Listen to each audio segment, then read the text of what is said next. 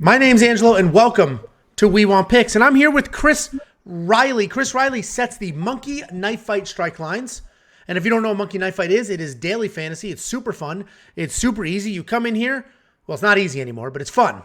You come in here, you look at the strike lines, and you decide if you think that fighter will land more or less than the line Chris has set. So we're going to talk through UFC Vegas 50, Santos versus Ankalaev.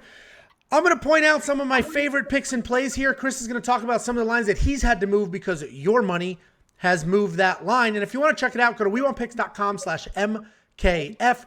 Sign up, make a deposit. They will instantly match your deposit up to $100, and you can take that money and play some of these lines. How you doing, Chris?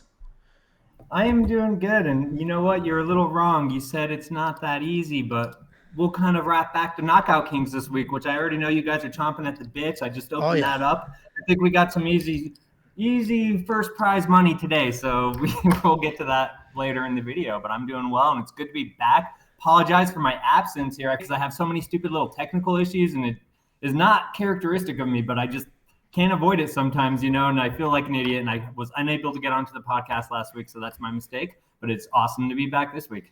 Well, it's all good. You're here, and I look forward to talking about Knockout Kings because that's a guarantee this week. But let's talk about some of these other fights. If you're smart, it is. We'll get there when we get there, right? Like every week. Exactly. Let's tease like a season finale with a cliffhanger. So we're just going to jump into the main event. You've got Magomed Ankalaev at 96.5 strikes. Thiago Santos at 55.5 strikes. These are two strikers. Thiago Santos, a lot of people think he beat Jon Jones when he fought for the title, but he blew out both his knees, and he just has not been the same since then. He is coming off a win, but it was a pretty embarrassing win. He had like 44 strikes in 5 full rounds of action. And he's fighting Magomed Ankalaev, who's also a striker. He's got a little bit of wrestling in his back pocket, but he's a striker. He likes to come forward, and he's got some decent pressure himself. So you basically have not quite, but almost doubled the strikes here. So I think you and Vegas think that this fight is not an early knockout. I don't, and I think I kind of have some recency bias for what you just said. I remember Santos's last one, and the one thing I took away from that when he fought was that how tough he is. He's tough as nails. He's not going down. And the other thing, he's slow-paced. I mean, that was a snooze fest. And to be real with you, in my mind, I remember when Ankalaev fought, his last fights have been snooze fest, in my opinion. I remember they were boring fights because I think I had him confused with somebody else at the time with a crazy last name, and I thought he was a lot better and more exciting than he was, and I was just like, gosh. So I personally just didn't expect an early stoppage with these two. They're slow-paced fighters, and they kind of probably will respect each other's power. We'll see, and I'm kind of blown away by the 3.5. I thought for sure it would be higher than that, but and I don't know, man. Like, it's really hard to do Santos after his last fight. He only put up 45 strikes in an entire 5 rounds. 5 full rounds with no grappling. It's not like it was 5 rounds and there was a whole bunch of wrestling. 45 strikes in 5 rounds. The dude didn't even land 10 punches in a round in a fist fight. That's that's crazy. That's Derek Lewis. Derek Lewis thinks that's nuts, man. He's the only one that's like, or actually he's giving him a thumbs up. He's like, there you go, brother. But I get tired. I don't think he quite has Derek Lewis power either. So I'm not too worried. I mean, he might have at one point in time, but I don't think he's there anymore. So really, 3.5 rounds, 55, that seems okay. And to be real with Ankalaev, I'm just looking at his fight logs, and he has a lot of 3 rounds. He's one of those fighters that's kind of consistent when he goes to a decision. If he has it his way, I mean, you look at a few of his decisions, even if you pull up his fight logs, the last 3 that went to a decision, it's 76, 89, 91. So I was like, that seems good for 3 rounds and maybe a little more. So 96. So if it goes past that, then sure, I think that's a good line for him. And then same with Santos. It's just like, I can't get a read on him. So I'm just like, fuck it. I'll put up 55. And if you guys really feel one way or another about it, then I'll just kind of move it from there. It's pretty easy cop out from a handicap's perspective, And so far, it has been kind of even so far. We haven't gotten crazy action on it because I don't think people are too excited about this fight or this card in general, even though there are some good fights on this card. But yeah, it's whatever. It's definitely a sneaky card. And I think this is an interesting fight to pick because they both have a ton of power, but like you said, they've been going to decisions lately. I think it's probably a less more play, though, because I think Thiago Santos, that last fight was an anomaly for him. He's actually normally very exciting, comes out guns blazing. And if he doesn't get a knockout, then he tends to gas a little bit and slow down. But last fight, he did nothing for 5 over. Nothing. So I do think he'll get past the 55. We're talking, yeah, that's not that many strikes. A couple good flurries should get him there. So I think he should get past that. But Ankalaev at 96, that is high. And he tends to kick, and his kicks tend to be pretty heavy. I feel like if he's landing 40-something kicks, Thiago Santos is really going to slow down, and he could potentially get a finish there. But both these guys, super durable. I do like the less more, but this is a tight line. Well, it's funny, too. His Jon Jones fight, he only got 43 in that 5-rounder as well. But Jon Jones, Ankalaev, a little different competition. Yeah, Jon Jones is a master at just keeping you away and slowing you down. But what he did with that fight is he would come charging in, throw a bunch of punches in a row, then wait on the outside, come charging in. So, it's an interesting main event. And, both of these guys have the power. Whether they've been successful with it lately is a whole different story. And let's talk about, there's 2 fights that I know you moved the line. Let's just go in order with those. You moved the line for Carl Roberson versus Khalil Roundtree. This is also 2 strikers. Carl Roberson is a BJJ black belt, though, but he does have some solid kickboxing. I think he was a professional kickboxer at one point. And he's fighting Khalil Roundtree, who is a Muay Thai fighter, literally moved to Thailand to really pick up more techniques and try to refine it. He's had mixed success since then, but if anything, it just shows his level of dedication to the sport and what he's trying to do. And he has insane power. This is a line you said you moved up, right? I think people are expecting this to go a little bit. Yeah, I heard Jacob was all about this, going over maybe 2.5, I think he was talking about. And maybe the people listened and thought, they see it going a little longer than I did. It opened with a 1.5 round line. So those are the ones I'm always kind of cautious of. And then when you look at their fight logs, both of them have a lot of first round losses and a couple first round wins. So I got to kind of account for that. And maybe I was a little too low. Obviously, people didn't like it, so I just kind of bumped it up. And I'm fine with it. It kind of correlates with the round line, because when you look at that now, it's like -180 on some books over 1.5, or I think it opened at like -140, 150, and then some even just hopped it right up to 2.5. So yeah, I suppose if it goes that distance, they can easily get over that. This line sucks, to be real with you. Probably should be a lot higher than that, but I'll leave that up there and let you guys take that. I mean, it is tricky because they do. Khalil Roundtree has legit power, but he's also durable. It's another tricky fight. As it stands right now, I think I do still like the more. But I think if you move this to like 60-something, 50-something, then I'd probably like the less, because I think they're a little gun shy. And I think Carl Roberson may incorporate some grappling here. So I don't think this is a wild back and forth slugfest. I also don't think one of them is going to get put out. So I think it probably goes to a decision, but I think there's some grappling in there, and I think they respect each other's power quite a bit. Because Khalil Roundtree, we've seen him be really gun shy. We've seen fights where he just does not let his hands go. So I think it's a decision, but it's not the highest volume. So this is probably a solid line. I'd play the more here personally until, if you move it to 60-something, 50-something, and that's when I'm done with it.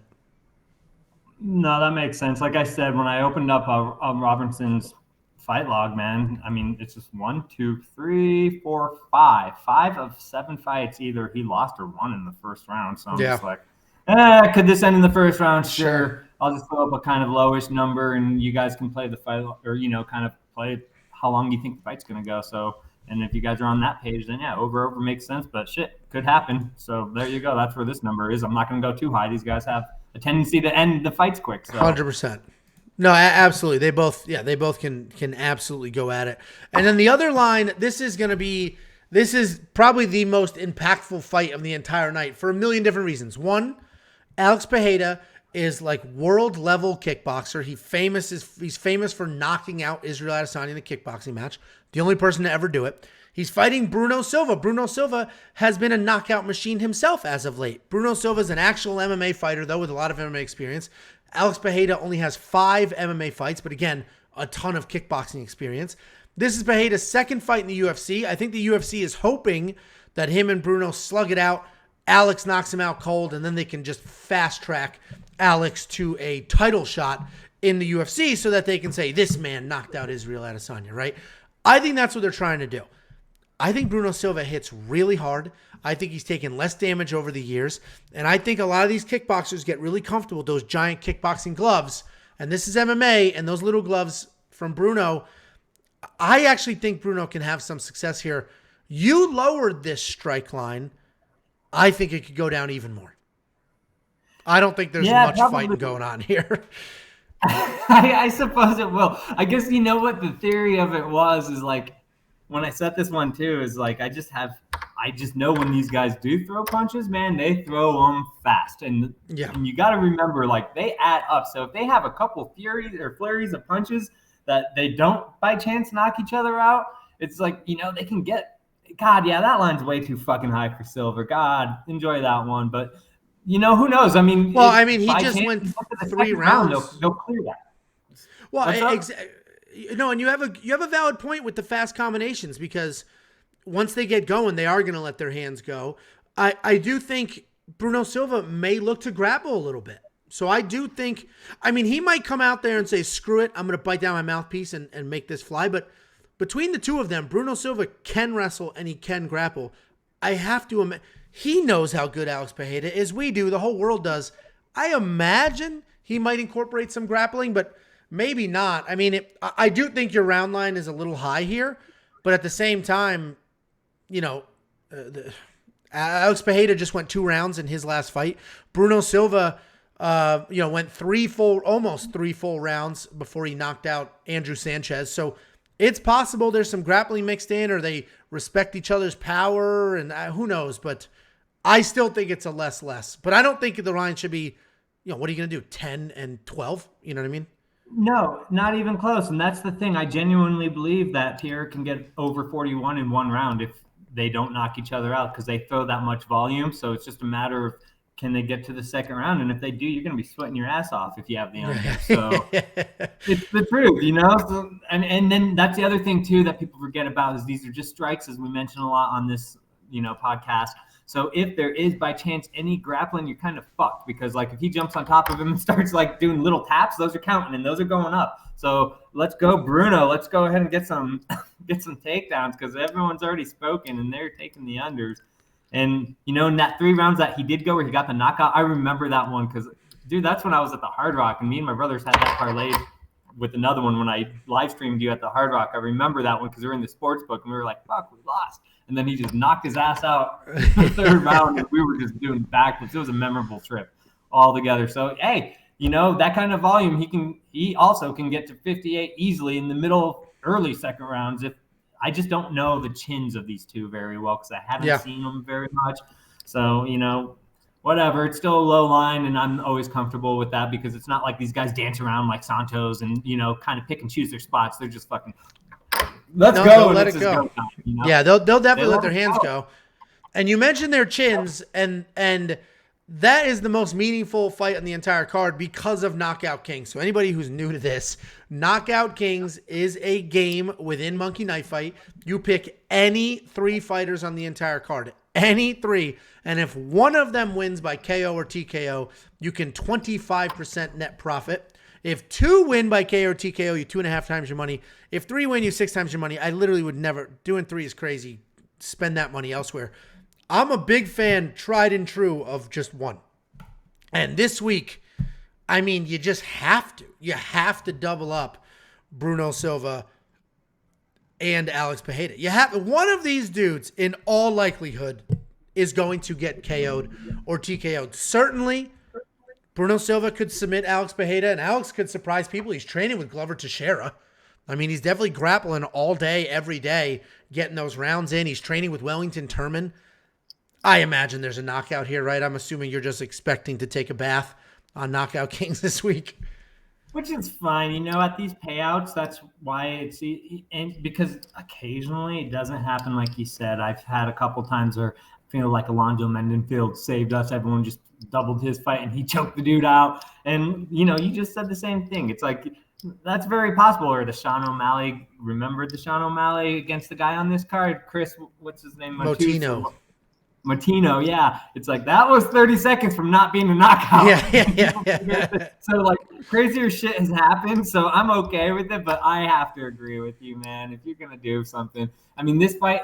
What are we at now? Is it still? It yeah, was mine. minus Wasn't six? it minus 400 still- to not go to the distance? No, minus 600, man. If you got minus 400, jump all over that. I mean, it's minus 180, minus 170 to go under 1.5 rounds. So I mean, Yeah. Well, I mean, they expected fireworks. So here's a nice, easy way to get 25% return on what should basically be a guarantee. But you do need a third fighter. And it's an interesting card because certainly the main event, there could be a knockout there. Tafon Chukwi could knock out. I think he gets out grappled. Mirzakhanov could get a knockout. I think he grapples. AJ Fletcher could get a knockout. I think he grapples. Marlon Moraes. His odds are dropping, by the way, too. I know you liked AJ Fletcher and people were laughing at you, but he's plus 180 and he was plus like 210 earlier in the week. I got him at plus 220 on that. And him and Terrence someone else I McKinney. like. Yeah, that's the other one I was going to say. For some reason, I mean, you already got your win for Knockout Kings at the 2. You can leave the third blank, but you do have to do the third. And man, I love me some Terrence McKinney. I hope he knocks him out because I'm with you on that one. I think knocking Drew Dober out is going to be a really tall task. I think he smokes Drew Dober, but I don't know if he's going to knock him out. No, that's very true. That's very true. I just like him a lot this week. Yeah, I mean, it honestly, the third person, this is what's so interesting about Knockout Kings this week. This card is going to make a lot of people broke. A lot of people are 100% positive they know what's going to happen in a lot of these fights. And a lot of these fights are straight up coin flips that could go in, not even a coin flip who wins a close decision, a coin flip whose head is going to come off. I mean, Trevin Jones, Song Yadong, all of these people can knock out their opponents or get knocked out. I think the last one here is probably, I like AJ Fletcher, but it may be Semmelsberger, right? You hedge your bets here. It may be Semmelsberger because AJ Fletcher, this is his first real big UFC fight, his first official UFC fight. He comes in, he throws hard, he grapples hard, but Semmelsberger has proven that he has literal one-punch knockout power, and he might be able to take advantage of the experience gap here. So, yeah, it's probably Semmelsberger, even though I think he loses. But that's why you get to pick 3. Yeah, I mean, I guess outside of the top 2, I haven't really thought too much of it. I'm just like, we're going to take a bath with these 2 guys. And then, for those two ones, I think we might do all right with the second prize, and we'll probably do all right with the third prize as well. But, and shockingly, a lot of people do that. We say this week in, week out, everybody, this game, just take your grind your profits week in, week out. We're in a marathon. We're not in a sprint. Take it where you can get it and be grateful. Stop overthinking things and thinking you're smarter than games and trying to go for these big payouts, because there's weeks I feel like we should just get dominated, and I'm so afraid to open up our results email. I'm like, oh shit, here we go. How am I going to explain this one to the uppers? And then I look and it's like, we held 60% in Knockout Kings. How the fuck is that possible when Lewis and Tuivasa fought each other? You know what I mean? And how am I holding a profit on that? So again, listen to Angelo, you guys. Get this first slow prize. And steady. Take your free 25%. Stop being greedy. And the very last thing I'll look at here before we move on is rapid fire. I love me some rapid fire. It's 2 random people. Yeah. I love the mix up here. So we've got Magomed Ankalaev, Miranda Maverick. Miranda Maverick's getting 1.5. So all I need to decide is between these 2 fighters, who lands more? I don't care. Magomed Ankalaev could land 2 strikes and still win this, right? It's who lands more. It doesn't matter how many. It's just, is it more than the other person? And then we have Kamela Kirk and Chris Motino. Chris Motino is definitely the pick between these 2 because I think there's a lot of grappling in this Kamela Kirk fight. So it's definitely Chris Motino to land more. That's a straight up kickboxing match. Now, Miranda Maverick and Ankalaev is interesting. 3 rounds to 5 rounds. She is a grappler, but she does got some high striking volume. And Ankalaev isn't, man, this one is tricky here. It is tricky because I feel like Maverick has more volume than him, especially in those fights, because she's one of those get it inside and those little ground and pound things add up. And then, like you said, and it's tricky because of the 3.5 on the main event. So it's not really expected to go all 5. So it's roughly going to expected to go about the same. So, yeah, to be real with you, I would probably go Maverick. But It probably is, and it's going against conventional wisdom. She's got 3 rounds instead of 5, but it's just who lands more strikes. And you're right. It probably is her because I think while Ankalaev is a big favorite and I think he dominates, I think Miranda Maverick does as well. But I think she's going to do it with just marching forward, throwing a million strikes, getting takedowns, and throwing strikes there as well.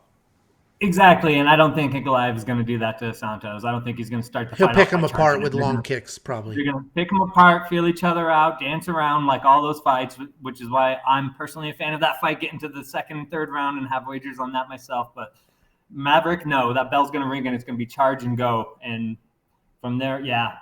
But you know what? I suck, man. They give me money on to kind of test our own site, and I have genuinely lost on the lines I've set. So that shows you how much you lose to yourself. You lose house money to yourself. Yeah, I guess that means you're good at your job. Yeah, I guess, or it just speaks more to the volume of the variance in this sport. You know what I mean? But I'll take that because I am so good at my job. I can't beat myself. That's exactly what's going on. Even a professional line setter cannot beat these lines. Congratulations. There you go. Well, yeah, that's a good pitch, huh? Check out WeWantPicks.com/MKF. It honestly is a ton of fun. It makes every fight more interesting, and you don't need to come in here and do $100. Do $2. Do $5. My recommendation is always make your deposit, get your free match, and then a couple of bucks on each, right? If you deposit $50, do $10 on 5, or do $10 on 10 because they'll give you a free 50. Spread it out. You're getting 2.5 times payouts, 6 times, 25 times if you really start to string some of these together. Spread them out. Enjoy the night of fights. You'll win some, you lose some, and hopefully you'll end up money. Any last words, Chris? No, let's get through this, man. We got some good fights coming up. I'm excited for a couple of these fights, and it's funny because I feel like you guys brought it to my attention that we're at UFC Fight Night 50, and that's kind of when I started taking this over when the pandemic started. I started off with that. And, that's when we first started. And it's insane. It's like, has it really been 50 cards? Because I have not missed a card. It's been 50. So the 50 is for fight nights at the Apex. Because next week is not UFC Vegas 51. Next week is UFC London because it's in London. So UFC Vegas 51 is a different card entirely. But, yeah, it's been 50 Vegas fight nights at the Apex, which is crazy. Doesn't seem right. That seems so high to me. I'm blown away that, but I guess why would they skip any number? So yeah. But, which goes to show you, that's why we keep telling you guys, take the for sure things. This is a marathon. There's always another week. And look at that. All of a sudden we're at 50. And you know what? It's not going to be long. We were on here talking about UFC Fight Night 100. So, take slow and steady gets you there, guys. And that's 100%. The best way to keep it fun because guess what? You can't go broke taking a profit. That's something I've always learned in this industry, and that's something to live by, man. If you have anything that can grind a profit and you can beat, that's something you should be sticking to. Otherwise, this industry will eat you alive. Take it from me, someone who works in the industry, who got into this industry because I was a DGen before that. So, I would love to sit and chat some odds and bets and stuff like that, but that is the best advice I can give anybody. You find a game you can beat, and you stick to that, grind it out, and be patient.